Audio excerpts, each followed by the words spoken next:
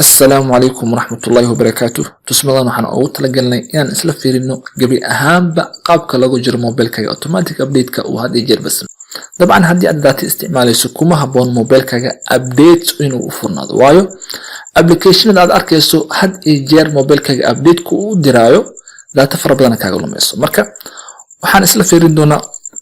قابك لغو جر موبايلك أبديت كاسيتو داوشو عن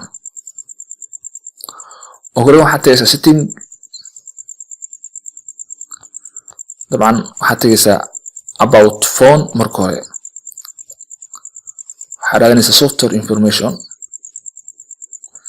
كده حط صدح جير كل فنيسا building number 3 أنا ويفري مرة كل فتي كده بكسو الله ونيسا وحكوفر معايو هاد أركيسا developer options وتقول فنيسا كده waxaad tagaysaa auto update system haddii ay on ku tahay waxaad ka dhigaysaa off okay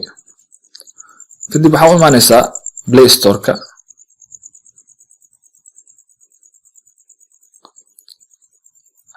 waxaad ku funaysaa this drop down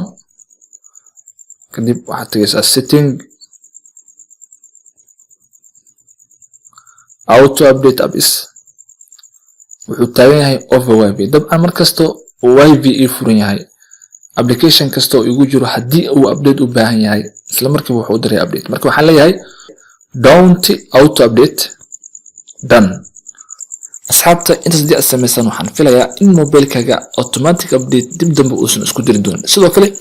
applicationada update ku u baahan adiga ayaa si manual u update garaysan karo لكن automatic update ده موبايلك ما سمينايو انتاس ayaanu cashir ku soo afmeerina intaan ka bixin waxaan idin leeyahay hadii aad Facebook ka daawanayso waxa ku leeyahay nagu taageer like-ta sidoo kale hadii aad YouTube ka daawanayso waxaan ku leeyahay subscribe waayo video-ganayso aniga inta soo qaaday YouTube aan iska soo dhigay boosas fara badan oo soo maray dabcan waxaan isleeyahay waan u qalma